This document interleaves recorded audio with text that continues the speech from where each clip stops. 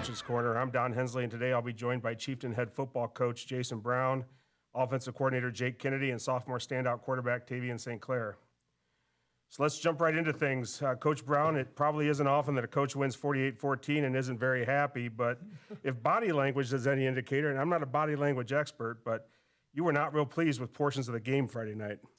You know, you're exactly right, Hens. You're observant. You know me well. Certainly there were times early on where I felt like our effort and energy, especially on defense, wasn't up to the standard. We preached all week about the standard, and it was very disappointing to see, and it bothered me. And I believe it bothered our players too.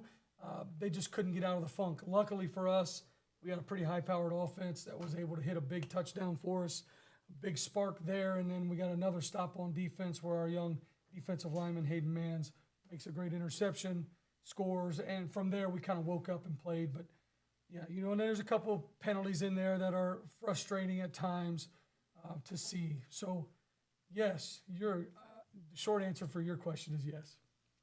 I'm not a big proponent of trap games and all that kind of stuff, and I know you're not either because you're a guy that preaches one practice at a time, one game at a time. But it was set up a little bit that way. You're coming off a Ben Logan game, then you got Indian Lake right before you're starting the conference, the Kitten Trail Conference. But, man, that first drive was a shocker.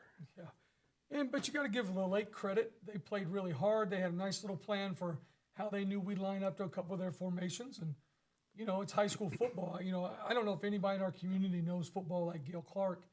And he and I sat a couple of days ago as the kids were getting ready to go to the weight room and visited about how that happens at every level. Doesn't matter if it's high school, college, professional football. There's going to be a place, there's a pocket there where it just doesn't look like the standard, feel like the standard. We don't play like the standard. And the question is how do you react to that? And what is the result? Luckily for us, you know, we reacted in a way that kind of brought us out of our funk.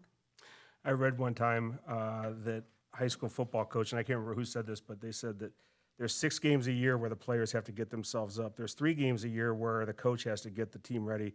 And there's 1 game a year where they just have to survive. Hopefully that was your survival game. Amen, brother. Amen. The one thing that really kind of shocked me, too, was the way they attacked you. They really attacked, they liked running most of their plays to the short side boundary, and they really went after that in the first half. Well, I think that was just about our alignment. You know, and for us, for the game plan all week, we had kind of felt like being in the box with our second-level defenders was the way to start. And as they started to play and make some plays, we realized pretty quickly that getting out of the box and trying to spread ourselves out at that second level of defense to start split the difference, then maybe over the top of number 2 receiver on the short side was the way to go. And, you know, sometimes you just got to get your feet kind of ground in there and feel it. You know, and everybody's got a plan until you get hit in the mouth, and we certainly got hit in the mouth. And I've been proud of our players, especially our defenders, the way they've responded the last 2 days of practice. Yeah, and I think that, you know, early on it seemed like your kids were a little bit shocked and like, is this really happening? But winning teams make winning plays, and Hayden Mans pick 6, I thought, obviously it was a huge play because it tilts the game a little bit, but it just seemed to lift everybody up a little bit. And I thought from there, you played really solid football for the rest of the way. Yeah. I think what we would say is it was complementary football from that point forward. You know, defense getting stops, offense putting points on the board, special teams doing their job and trying to find advantages in different windows. So for us, I think the Manzi's interception was big, but I don't discount the answer by our offense right away to make it 7-7. You know, if we don't answer at that point, who knows?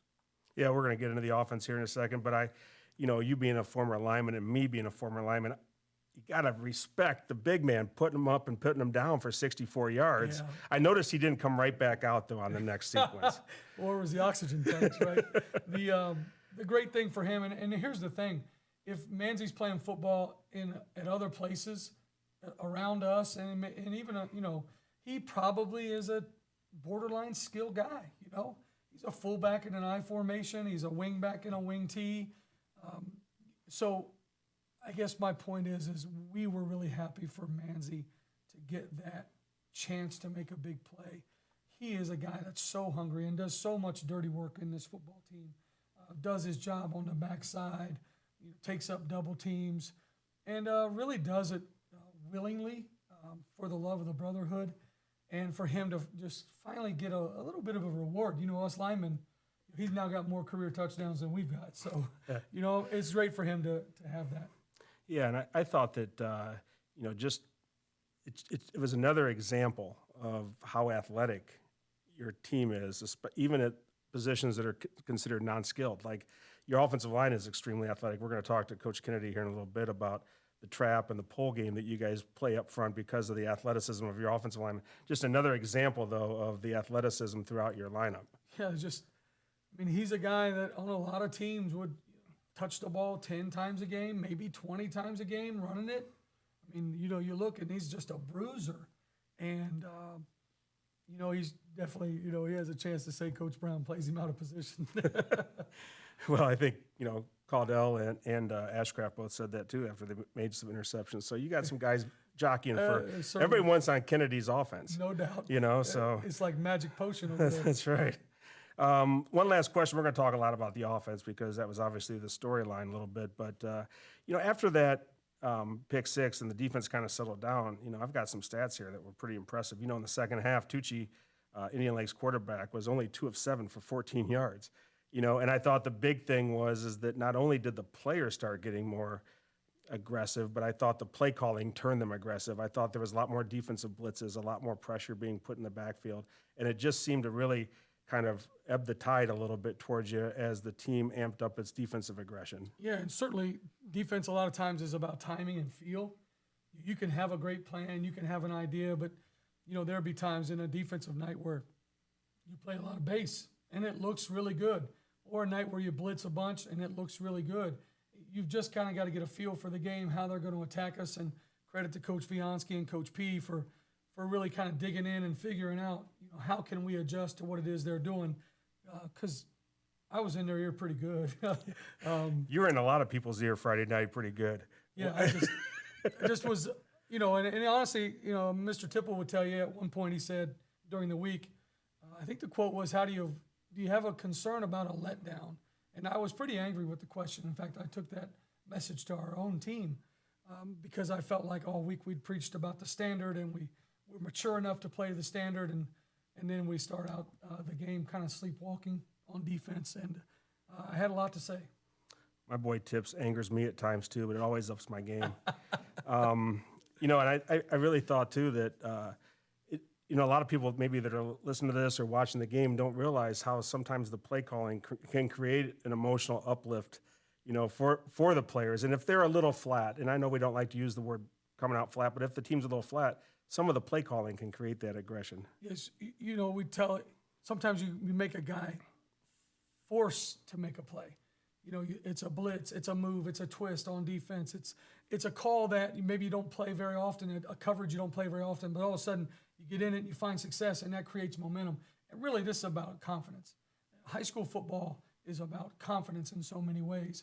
And when guys start to play confident, I mean, you could see after Manzi's touchdown, after the offense scored, our confidence kind of came back a little bit, and we were able to capitalize on what they were giving us. So let's talk offense. I mean, on that side of the ball, it was game on from the opening snap. We've all seen what Tavien brings to the passing game, but the full arsenal was on display Friday night. We're talking balls in rhythm, deep shots were on the money, balls that needed pace were there. You know, only one ball hit the ground out of 21, 22 attempts. And, well, there was 2 actual incompletions, but I'm not going to count one that was dropped. Right. So only one ball was really the result of a throw. You know, so you had to be excited about what you saw out of the passing game. Well, and you know, Tavien's a guy that has worked really, really hard all off season to kind of have a night like that. You know, and you know he deals with Coach Brown too. A balanced attack, run the football, force people to play the whole field, defend every blade of grass. You know, we're not throwing it 60, 70 times around here. And so for Tavien to finally have a night where he kind of breaks out a little bit, the passing game's on the muscle, and we're making big plays through the air. And the receivers too, you know, I'm very happy for all those guys that are, you know, receiver types and T throwing the ball, because they deserve a night like that. They've worked really, really hard, you know, and there are a lot of places where if T was there, he might throw it 70 or 80 times. Don't tell him where that's at. Yeah. But, you know, he he understands team, he understands we over me. And so for him to have a night where he felt really good about what happened, and our receivers too, I'm just proud of them, happy for them. They really deserve it. And it's a credit to Coach J.K. and that offensive staff sitting in there on Saturdays and putting together a good game plan and coming out and executing. All right, so 5 receivers get a pass last week. There's been weeks when it's been as high as 6 or 7. You're a defensive coach at heart. You know what keeps you up at night when you're breaking down a film to prepare for the next week. It's a team that's got a running back that can go for 200 and a team that's got 7 guys that can catch the football. Yeah, where do you start? Yeah, so I mean, you've got to be thrilled with what you put that on tape last week, and as you head into the Kitten Trail, you just let a lot of defensive coordinators spend a few more extra hours in the tape room and getting ready for the putting the game plan together to try to defend that. Yeah, you sit there on Saturday and you have to pick your poison a little bit, and you've got to decide, okay, so what do we want to take away from the Chieftains? And that's a tough conversation and a tough decision. If you try to take away none of it and just play base, then that's an advantage to us. If you're going to take away the throw, and, drop 7, drop 8 at times, then we're going to run it, and vice versa. When you're going to stack the box with 8 people for the run, we're going to throw it. It's not always perfect, but again, credit to those guys on offense. We are forcing people to defend every blade of grass. They certainly, tendency-wise, will struggle to find, especially on first down, tendencies that they can lock into and believe they know what we're going to do. So that's the kind of night, I think, especially in our throwing game, that we needed. But if you watch the film, it was great to see the guys up front taking pride in some of that passing, because you know as well as I do that running the football kind of puts you in a mentality as an offensive lineman, and you could take that same aggressive, mindful intent as a blocker in pass pro, and we're starting to see that from that veteran group. It's interesting, football's changed so much. When we were playing, I'm putting myself with you, and it was still about a 15-year age difference. But I'm gonna put us together. Sure. But when we were playing, my team but when we were playing, the play came in from the sidelines. You ran the play. Everybody that's watching the games being streamed now sees that Coach Kennedy's offense goes up, and a lot of times, they're getting ready to make the snap, and then they check. They step away and they're checking, and it's just an added dimension to today's game that someone like Coach Kennedy, who we've talked about, you bringing in, a younger guy, he's got a lot of experience, played college, played professionally. It gives him that extra chance to see what's their safety doing pre-snap and things like that allows you then to get the right play called. And I think that's what's so evident about this offense is, and we're going to talk about this because Jake and I are have a close relationship, and I let him know when I think he's made the wrong play call, but he's had some games that have been almost perfect. What an evolution for us that Coach Kennedy brings offensively.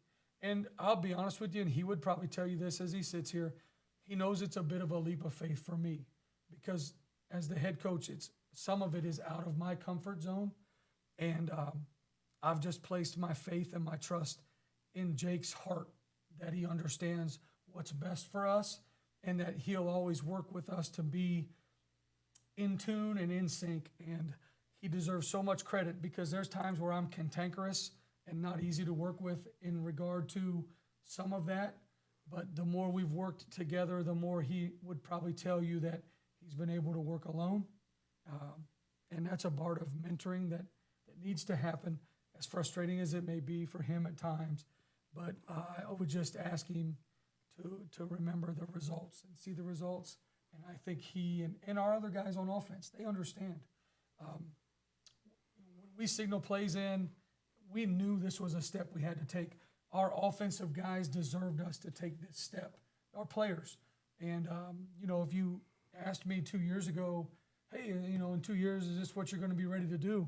I don't know if I'd have said yes. And Jake is really the catalyst for that. Coach Kennedy is a special addition to our staff for many different reasons. He's a Hall of Famer. He's alumni. He's done it. But beyond that, his knowledge and his work ethic is really hard to beat. And he makes us so much better. And we're just really fortunate that he's with us. Well, it's tough to be boss, and I've coached him since he was about 7 years old, and I've yelled at him for like 15 years, so he's used to it. He's good. Thanks for breaking him in. Yeah. I'm going to talk to Tavien and Jake here a little bit about the offense, but one player I want to talk to you about is C.J. Wilson. And I mentioned this during the broadcast with Bill that I thought CJ was explosive last year, but I think the thing that makes him better this year is his willingness and his ability to win the 50-50 balls. Last year, I didn't think he competed always for those 50-50 balls. This year, the ball goes up, he's taking it. Well, I agree with that. And I would say that if that's 1A, 1B is his willingness to run after the catch, his willingness to get the tough yards after the catch, to break tackles after the catch the ball and shoot out of there and make a big play on his feet. That's where the weight room, his strength and his confidence has really started to show up. And his persona, even how he walks and how he carries himself, has started to change. I mean, it's a young guy that's gained confidence because of the plays that he's made. He believes in himself. He's not too hard on himself. And part of that, too, is a credit to these other receivers. Colin Deitch, Caden Reams, Carter Snap, I don't want to miss Riley Neer, Harper Scott. They all are realizing that the standard's being raised. And at times, Colin will push it. At times, CJ will push it. So it's been great to see the maturation of that group and happy for their coaches, Coach Mifsud and Coach Viansky, Coach Roberts, those crew of guys that go over there committed to those receivers. Their blocking, their run after the catch, their willingness to do the dirty work backside, all of that's improving. That's not perfect, but it's improving. Again, pushing the standard higher. Yeah, and it's makes you run the routes a little harder when you know the big guy's going to get you the football. So, I mean, there's that too. The ball can show up in tight windows. Right. Okay, so the dress rehearsal's over. This week begins a 5-week brawl to settle the Kenton Trail Conference, and we've talked about this before, but the league looks strong this year, Coach. Yeah, it's going to be an absolute slugfest. Obviously, Coach Meeks and I from Shawnee, Coach Corey from Tecumseh, we've been around here a long time, seen a lot, been through a lot, and we know that this is just going to be a slugfest. Who knows what could happen? A team might win this thing with 2 losses. Right. Or a team might win this thing with no losses. But every week you're going to have to bring your very best A game. Team runs the gauntlet in this division. You're hosting a playoff game, and it doesn't matter who it is that goes undefeated, but there's a lot of points out there. Well, and we've learned that lesson. Here we are, a team that wins 6 games last year. I think we're 2-3 in the conference last year, and it really prepares us to be a 14 seed that goes down to Tri-Valley and defeats a 3 seed. This gauntlet of these 5 games that are coming, iron sharpens iron. Through the hottest fire comes the strongest steel. And we are prepared for that. Good, bad, indifferent. We know that we have a goal beyond these next 5.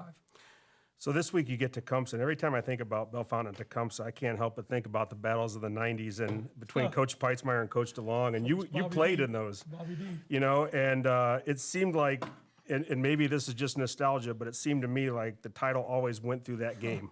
And the winner of the Tecumseh-Bellefontaine game had a leg up on the rest. Do you feel a little nostalgia now as you prep for the Arrows? Always.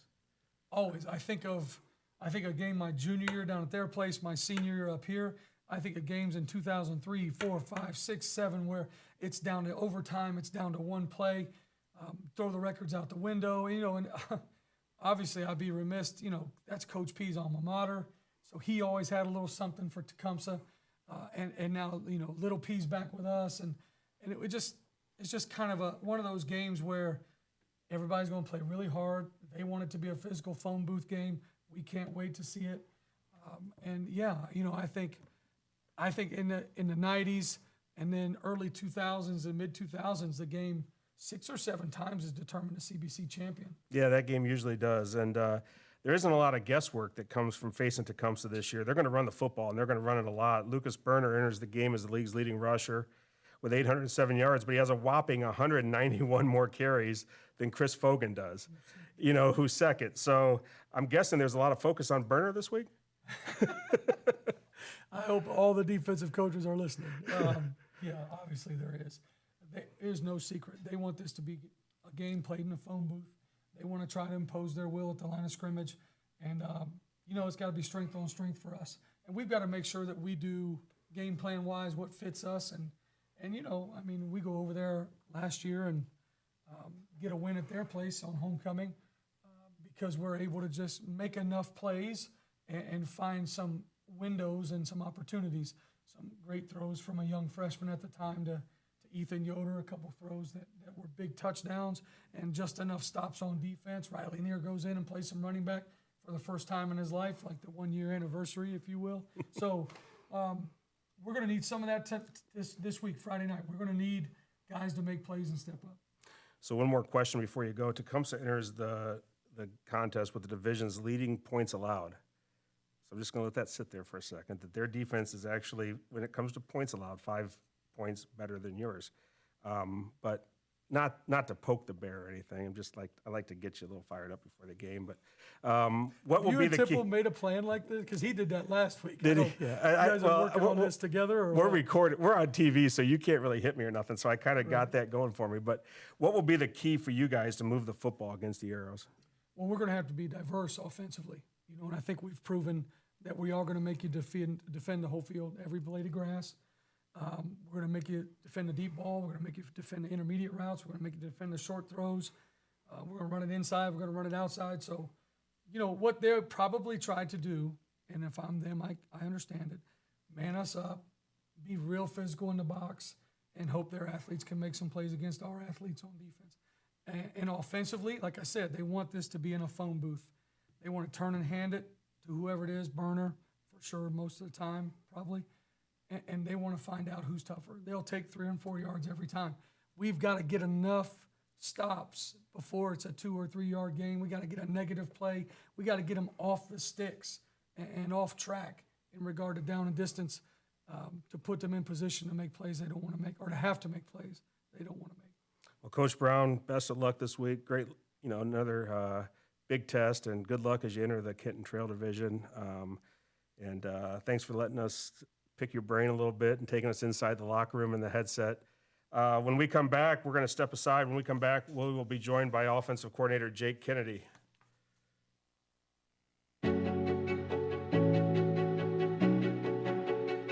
This is Trey Daring at Eichholz Daring and Sanford Funeral Homes and Cremation Center. We are committed to providing professional, tailored funeral and cremation services at affordable pricing. We are part of a community where caring individuals, friends, and neighbors who consider it a privilege to serve you in your time of need. We are proud to be locally owned and operated. Our family serving your family since 1903. Go Chiefs! Forsy Insurance and Financial Services is a locally owned and operated financial services provider for the state of Ohio, focusing our efforts on serving the residents of Logan County and surrounding counties. We are located at 1653 US 68 North Bellefontaine. Forsy can help you with all your retirement needs. We specialize in assisting with pension options. We also offer business planning, charitable gifting strategies, as well as life and health insurance. Call today at 937-595-5002. Forsy Insurance and Financial Services, in the business of planning life. Hello, this is Luke Varner from Easton Water Solutions. How is your water? Does your water need improved? Put my 23 years of experience to work for you. Give me a call today, Luke Varner, Easton Water Solutions, 592-8379. All right, welcome back to Easton Water Solutions presents Coach's Corner. I'm joined by offensive coordinator Jake Kennedy, and Jake, I've been looking forward to this one all week. Sure you have. You got to move up a little closer there, my friend. That's all right. Little coach, Yeah, never I'm stop, new never here. stop coaching you up. No doubt. I've known Jake since you were about 5 years old, I think, and I've had the privilege to coach you in football and baseball since he and my stepson Joe Oliver were the same age and played ball together growing up. Needless to say, I've always paid close attention to your career. After you quarterbacked the Chieftains, you went on to start at Wittenberg for 3 years as a quarterback and then played professionally in Europe for 2 seasons. But I was very excited for Jake and the Chieftains when I heard that you were joining and coming home and joining the Chieftain coaching staff. How's it feel to be the offensive coordinator for the school you played for? Well, it's an honor. A few years ago, I would have never thought that this is where I'd be, but I love being home, and I'm really blessed with this opportunity. You and I talk football a lot, and it has to be an incredible feeling to have so many playmakers at your disposal. Most guys that become coordinators are given the keys to a Pinto. You've been given the keys to a Ferrari. No doubt, I agree. How do you make sure everybody gets their touches? Well, the key for us is just we're able to be diverse.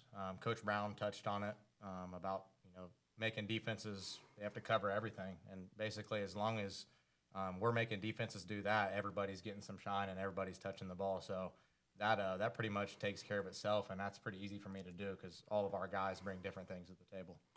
Do you ever get in a situation where you got some guys saying, "Hey, coach, I'm open," or "Get me the football"? Yeah. Or... That's the nature of being a skill guy playing football. So You're used to that, though, right? Yeah. You had receivers and running backs telling you that every game. no doubt, every receiver's open every play. Never covered. Right. You're the only one that sees that they're No covered. doubt. Let's talk a little bit about scheme. Was there anything major that you changed between last year and this year? Not too much. Not too many big things. Coach Reed last year, he did a really good job of creating a total package to where you could, we had the short game, the middle of the field, the deep game, the run game. Everything was pretty well put together last year. Whereas in 2020, it was a little bit. I came on staff late, and it was a little bit like grab baggy, some would say. Just we didn't really find our identity. Coach Reed did a really good job last year, fine-tuning things and putting together a package. Basically, what I wanted to do was just add my own twist to it. I mean, every offense is going to run, hitches and fades and inside zone. Basically, I wanted to make this a quarterback-centric offense to where, a young quarterback like Tavien can be comfortable and, he can excel in, whereas, all of our skill players can catch the ball and get the ball in space at a high percentage. So, and then, off of that, I wanted to bring in the tempo, the ability to go no huddle, the ability to go no play, the ability to go on first sound, just multiple things that I'm able to do with the signals that we haven't been able to do in the past. I think it's been really good for us. How much has your experience playing quarterback helped being an offensive coordinator? Because really, the quarterback's got to be the next closest player in the team to the offensive coordinator. You had to spend a lot of time probably in film sessions with the OCs in both college and professionally. So how was there much of a transition to go from quarterback to offensive coordinator? Not really. And when people ask that question, I always say being a quarterback is the best thing in the world. But I would say being the offensive coordinator is second best, just because, it's so much fun.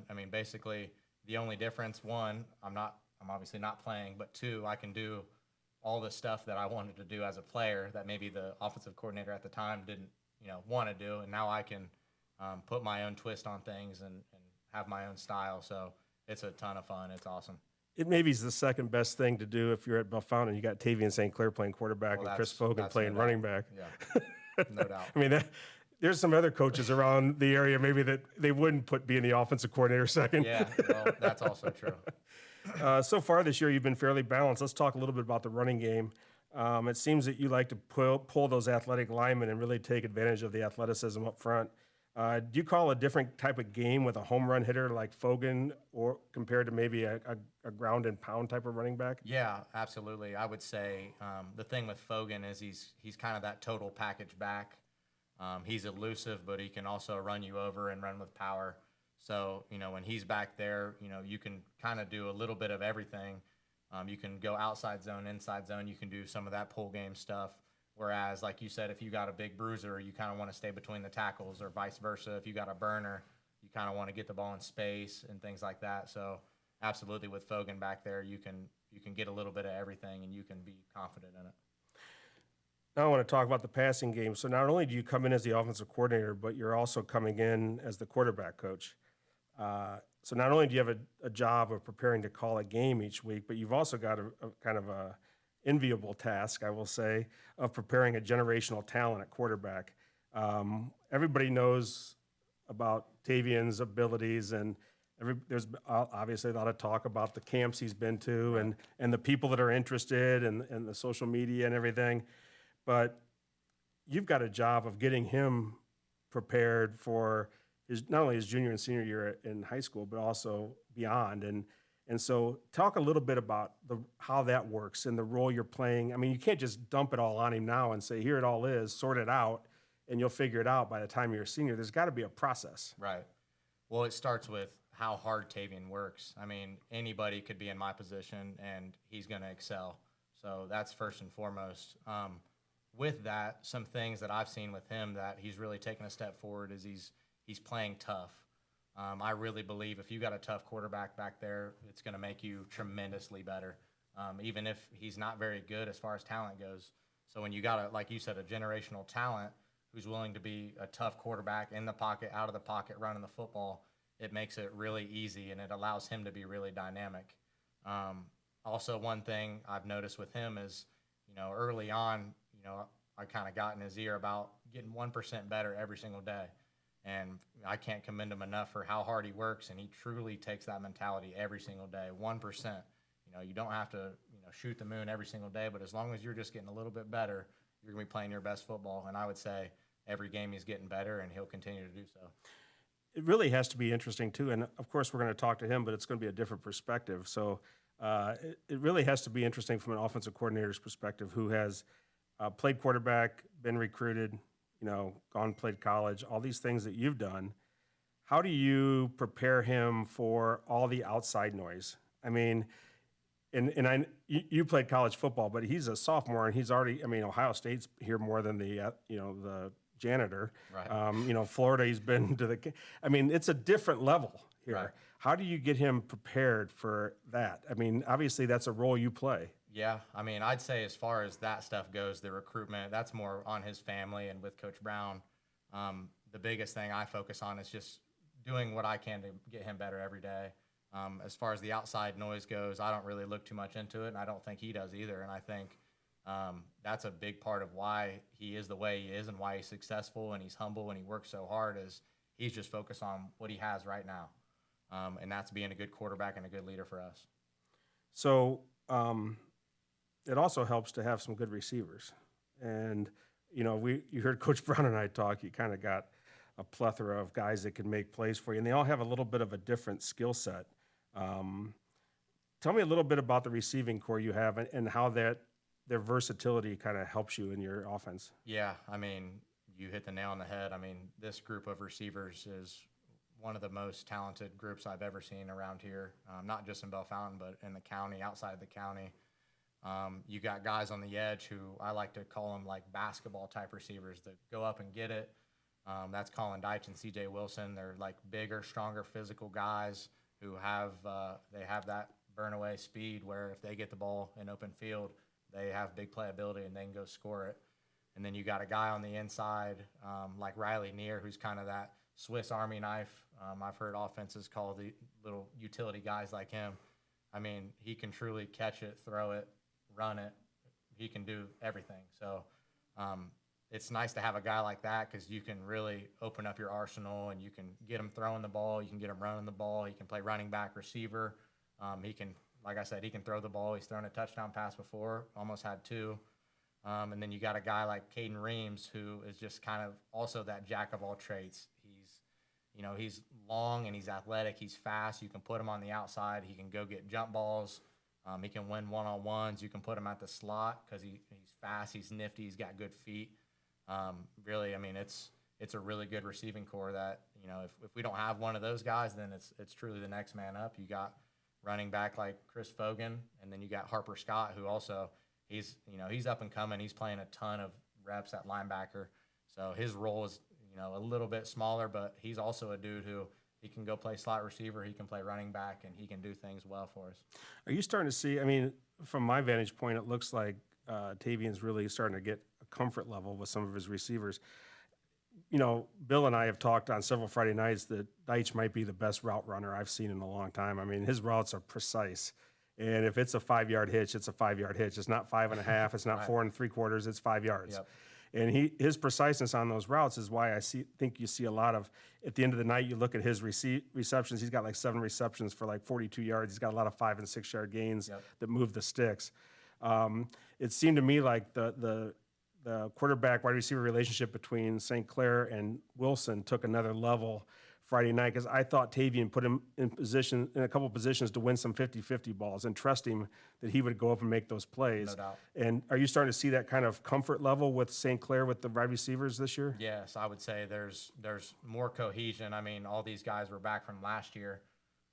So, they're going on year 2, year 3 of throwing together. I mean, I remember when Tavien was in middle school, these guys were a little bit older than him, and they were coming to summer workouts, and they were throwing 7-on-7 on their own. And, it's, a couple years of, working in the process, and this is where we're at, and it looks really good right now. So as the Chiefs head into league play now, the season hits the halfway point. For the people that are listening, does an offensive coordinator start to add new things to the playbook at this point, or are you just fine-tuning? I'm always looking to add some new things, but nothing earth-shattering. I mean, we have our base and our identity right now, but there's always going to be wrinkles week to week. And the biggest thing is I want to make it easy on those guys because right now we're able to play really fast, and I want to make sure we're not thinking too much and we're just playing fast. So, some fine-tuning, yeah, we might add stuff here and there, but it's simple stuff off of what we already know. I've seen you kind of turn up the speed a little bit, especially on some longer drives where you've had the defense out there for maybe 7 or 8 plays, and you get down in that red zone and you start to speed it up a little bit. Is that something that maybe is a little bit of a different twist than what we've seen in the past? Yeah, and that's kind of what I touched on earlier. We have the ability we can dictate the tempo, and I've told these guys, we kind of make a joke about it. They've heard me say tempo about 16,000 times. We have to control the tempo of the football game because we're built to do it. So we can go no huddle, consecutive plays. We can slow it down. We can try and get you to jump off sides.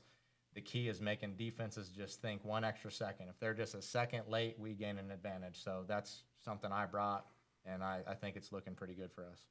Well, before your quarterback gets in here, I got one last question for you, and that is, what do you expect out of Tecumseh this week? They've been a little bit stingy so far this year. They're a defense, like you said, they're stingy. They don't give up a bunch of points, but a lot of that is dictated off their offense. They want to ground and pound, run some clock. They don't really throw the ball. They're going to be big and physical, but at the same time, our job when we get possessions, we got to make them count. We got to value the football, limit the turnovers, and just keep the ball in our hand. Make them cover, side to side, down the field, kind of wear them out a little bit because, we talked to the guys this weekend and early this week about they got a good group of guys, but they got a lot of big dudes that play both ways. So those big guys, it's our job as an offense to make them run side to side, play between the tackles, and wear them down a little bit. Well, this is great stuff. Thanks, Jake. Excellent work. Keep up the good work. I'll keep talking to you each week, and but thanks for the insight, and I'm glad you're back in Bellefontaine where you should be, and best of luck as you guys head into the Kitten Trail. Thank you, Don. All right, let's take a break, and when we return, we will be joined by sophomore standout quarterback Tavien St. Clair.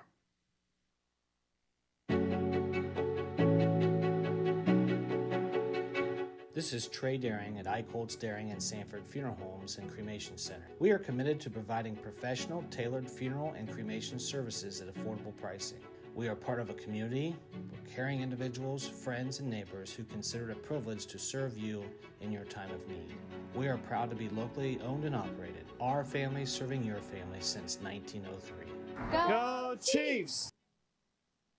Forsy Insurance and Financial Services is a locally owned and operated financial services provider for the state of Ohio, focusing our efforts on serving the residents of Logan County and surrounding counties. We are located at 1653 US 68 North Bellefontaine. Forsy can help you with all your retirement needs. We specialize in assisting with pension options. We also offer business planning, charitable gifting strategies, as well as life and health insurance. Call today at 937-595-5002. Forsy Insurance and Financial Services, in the business of planning life.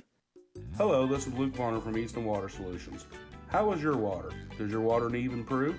Put my 23 years of experience to work for you. Give me a call today, Luke Varner, Easton Water Solutions, 592-8379.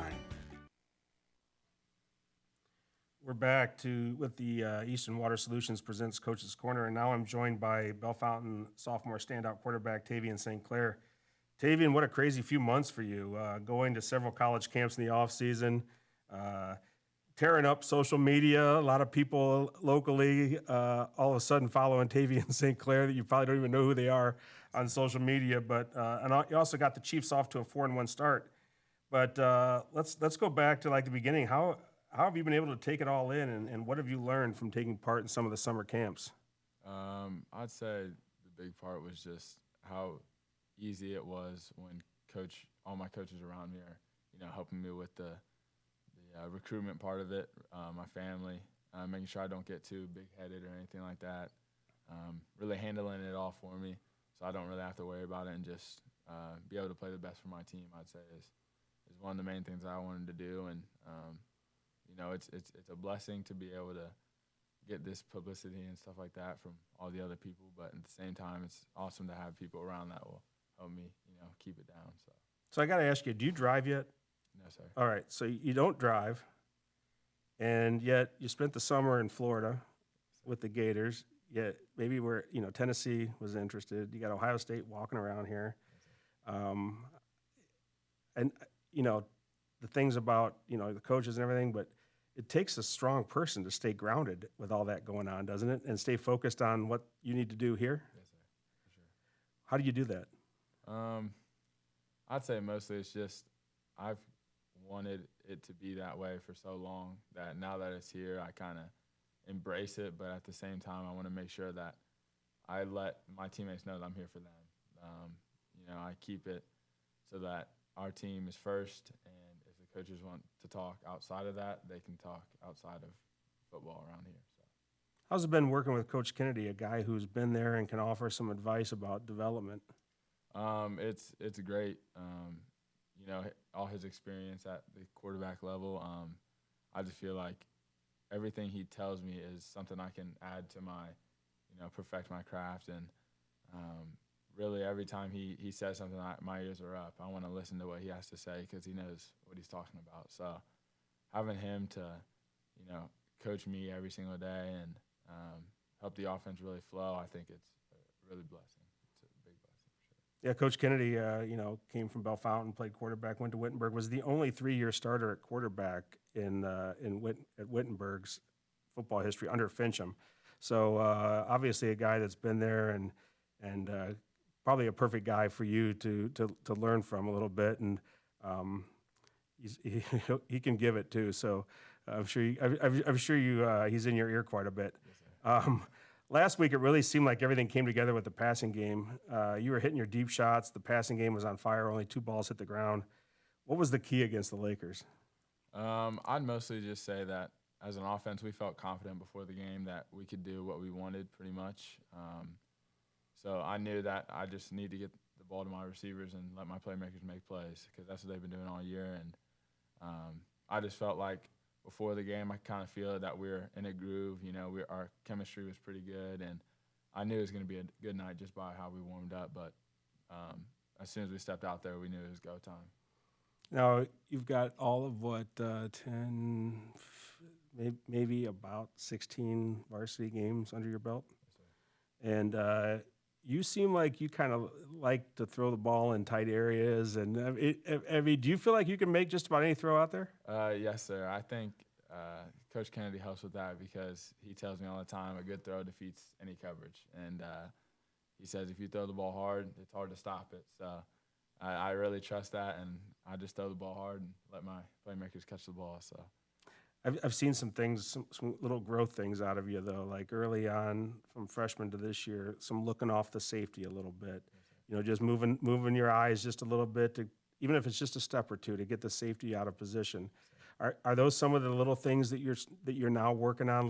Last year was about throwing the football. Yes, sir. Now are you starting to figure out some of the intricacies that go with the position? Now that I have, the full time with Coach Kennedy and he can kind of let me know like what he sees on the film as well. I just think that's mainly been the big step is just using my eyes, as a weapon against the defense and really making them look different ways so that it gives our skill guys more time to get open.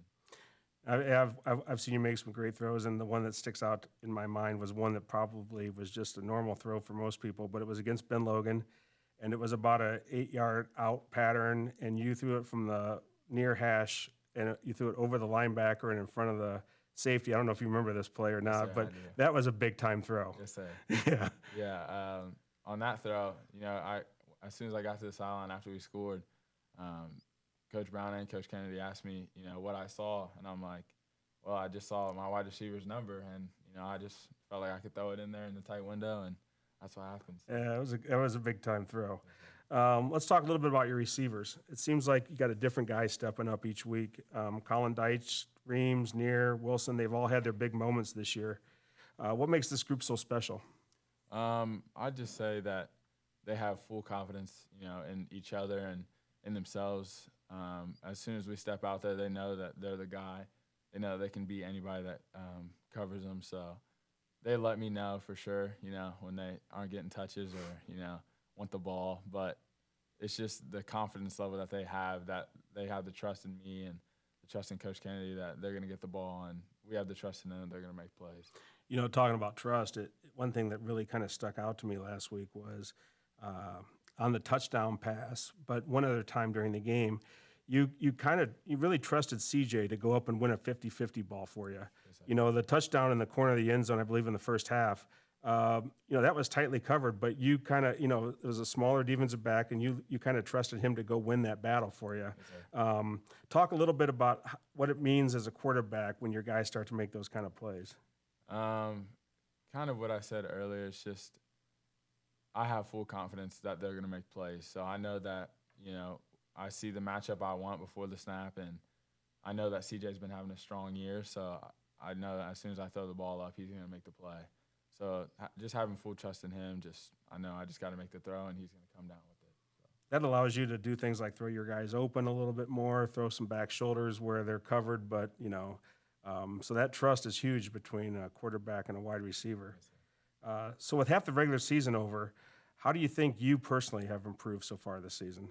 The big focus for sure before the season was just the leadership role. I mean, last year when me and Riley near split time, we both kind of stepped up and, had to be the leader at times, but being the guy now, like just having the team having full confidence in me, it's just I wanted to make sure that I was the best leader I could be. And, this first half of the season, I felt like they really looked to me as, a playmaker, and it's helped build my confidence and help build my trust with them. So. And then what do you feel as a quarterback you still have to work on? I still think that there are times where I can keep a play alive by just sudden quick movements in the pocket, not necessarily getting out of the pocket so quickly. But that's something that me and Coach Kennedy work on all the time, which, again, it's awesome having him because he lets me know the things that I can work on, and that can really open it up for our playmakers. So, moving my feet, keeping my eyes downfield, really anything that I can do to get my playmakers the ball, in open space is something that.